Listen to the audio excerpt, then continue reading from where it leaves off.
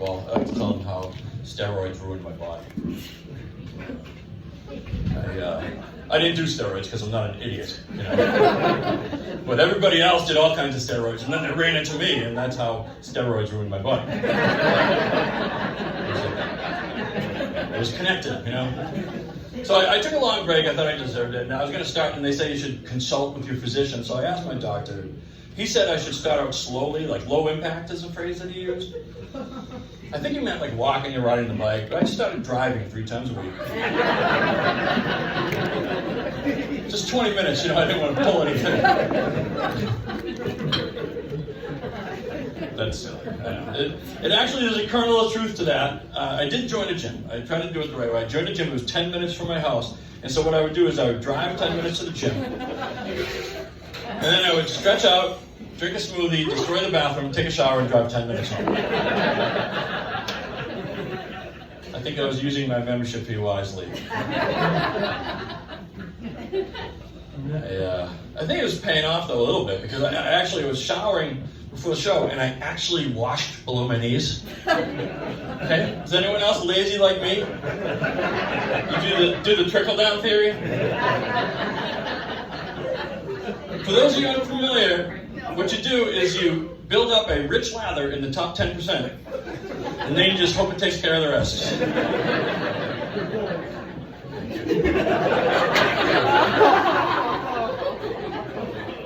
That's my only political joke, guys. I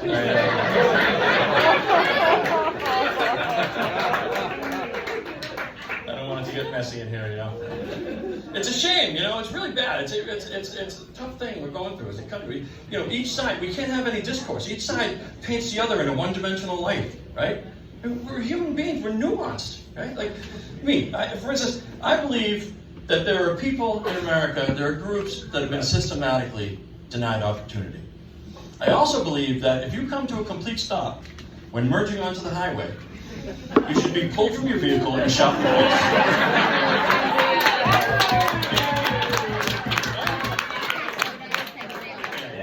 Put me on the ballot. But you see how that works? Liberal and conservative, right in the same tiny brain, right? Side by side, happy. So I love doing this stuff. I'm also a teacher, taught for 25 years. Thanks a lot.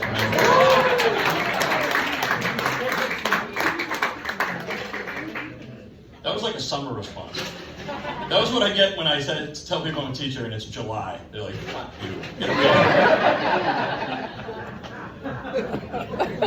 It's good. It's you know, I know it's an important job, but it's stressful. It's really stressful. Actually, I took a year off last year. I wanted to tell them to take this job and shove it, but what I did was I took a leave of absence, so it was more like, take this job and hold it. Will you hold it? Hold it for me?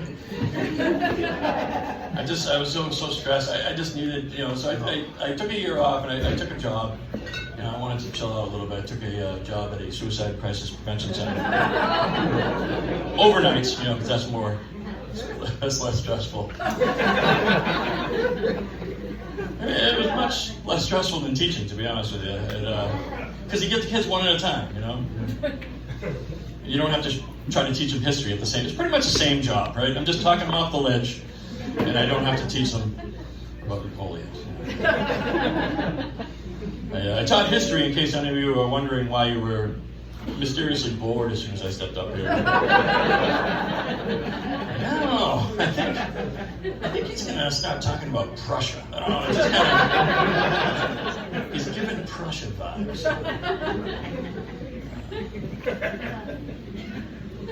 I had to get another job during the day, and I still do it part-time, and it's really chill. I'm a driving instructor. Good. People are always like, you must have tremendous patience. Yeah, you need a lot of patience. You know what else is helpful to be a driving instructor is a death wish. Give me a break, you know? I mean, they do give me a break, but they don't. What I really need is a gas pedal on my side, because by the time we're in trouble, the brake is not doing me any favors. And I don't know what it is about me, but I didn't mind it. I didn't get nervous at all these like, near-death experiences.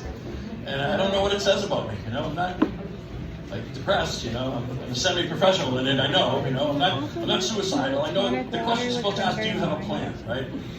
And I don't have a plan.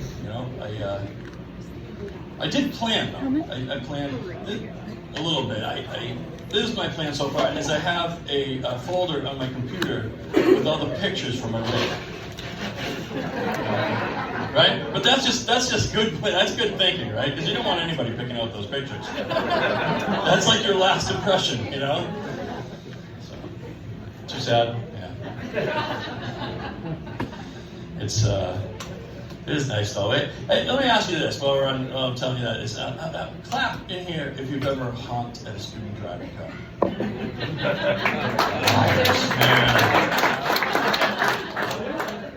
There's the assholes. If you beep at a student driving car, I'm sorry, I know it's frustrating. But you are really, really a jerk. Come on. I know it's not going well. I don't need the collateral instruction from you. The worst thing about being in a student driving car is with teenagers. Anyone here have teenagers? Yeah. It is the smell. Yeah. That is the girls shout when they probably listen. The guys, no, they don't. They don't at all. And the worst is like if somebody farts in the car, and it's not me. I don't do that. But if somebody does, like if there's more than one kid in the car, guess who's getting blamed? Right? Because all the kid has to do is just not say anything. With wine. Real it's like, easy. look at his friend.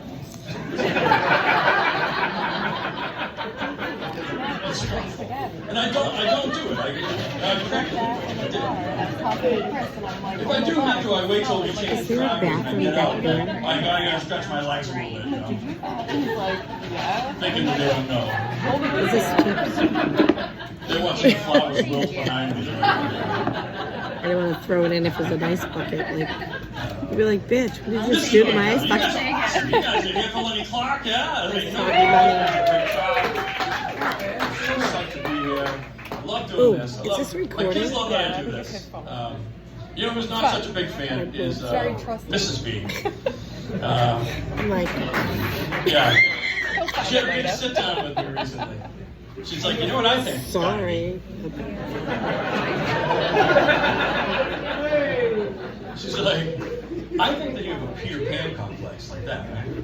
You guys know what a Peter Pan complex is? What does that mean? Never wants to grow up. You want to be a boy forever like Peter Pan. I was like, whatever. I didn't do that. I'm not stupid. I didn't want to start an argument, because she had just given me permission to play with my friends outside. But we had a productive conversation. What we did is we worked out a schedule. So now I do comedy on Mondays and Wednesdays and every other weekend. And I have my own apartment. So.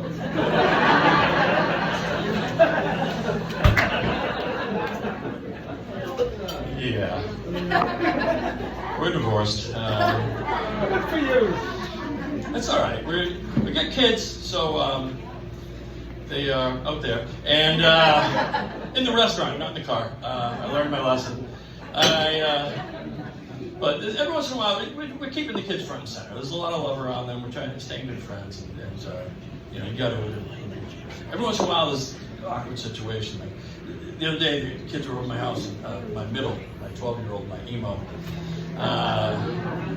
She is walking around, just get this look on her face. When kids have that look on their face, like, ask me what's wrong before I start breaking things, I'm like, what's going on? You look a little upset. She's like, I don't want to tell you. Why not? Because I don't want to hurt your feelings. Come on, honey, you can tell me anything. She's like, all right. It's just that I like Mommy's house better, okay? Good girl. I was like, I mean, I can't get mad at her, you know? I was like, honey, me too. You know?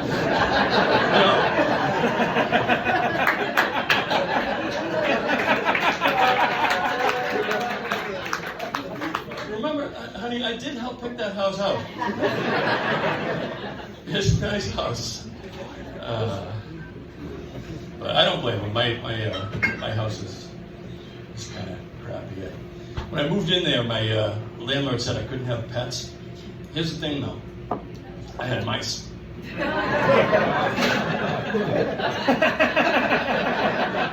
It's a loophole, right?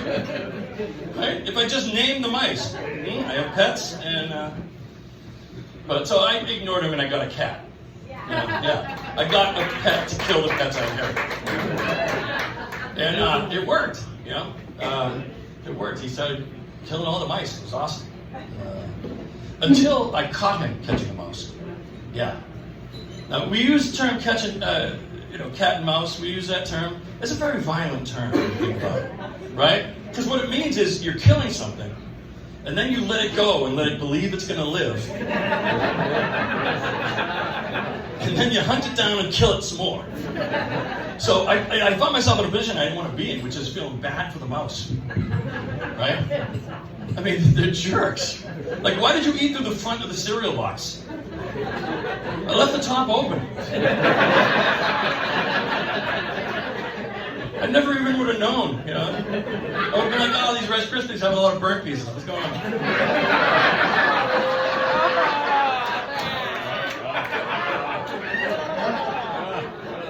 Hope everyone's done eating.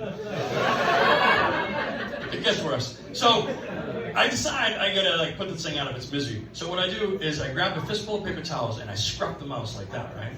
And it was at that point I realized I had no further plans on what I was gonna do. I tried to just squeeze it and it just squeaked. That didn't work. Yeah. And the cat got mad at me. He's like, I had it first.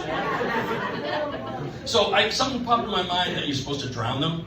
I know. So I went into the kitchen and the sink's full of dishes. Probably part of the problem. And so I went running upstairs. I looked in the toilet. I'm like, I can't do that. So what I did was I ran the mouse under the faucet. I waterboarded the rodent. Do you understand how much worse that is? He was like fighting it off. He's like, give me back to the cat. What are you doing? So I felt bad. I didn't want to torture him for no reason, so I started asking him questions, you know? Okay. How did you get in here? Are there more of you? What have you done with the cheese? What have you done? It was awful. It took like 4 minutes. What? I think it worked. I think his friends were watching because we had no more mice after that. And now my friends and my kids, they call that bathroom Guantanamo Bay. So, guys, my name is Mr. B. Jimmy Balls. Thank you very much. You guys are wonderful.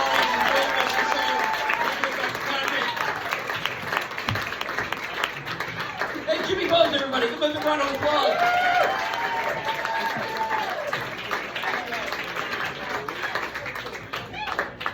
You didn't see that coming. Rodent waterboarding. That's the first